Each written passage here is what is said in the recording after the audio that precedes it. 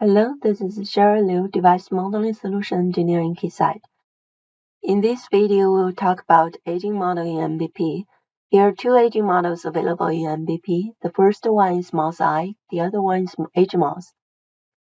MOSRA is from Synopsys and it can only be simulated using EEsof.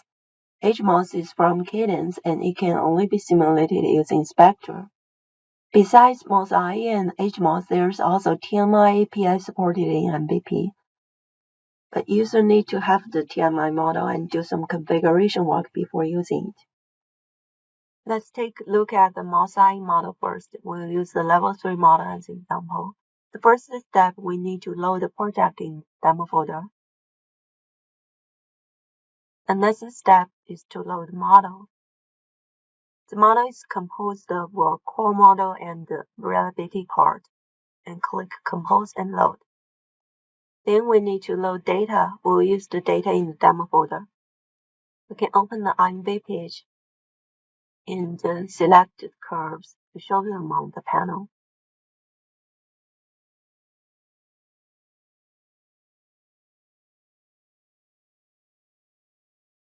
Next, we can select the parameters to tune the model.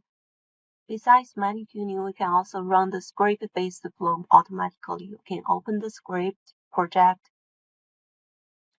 and open the flow, find the MOSRA flow, and open it, and run the flow from the first step. We can see the process finished very quickly, and the model fits the data very well.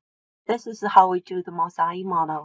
Then let's take a look at AgeMOS together. Same as MOSRA, we need to load a project for AgeMOS in the demo folder. And then we need to load the model.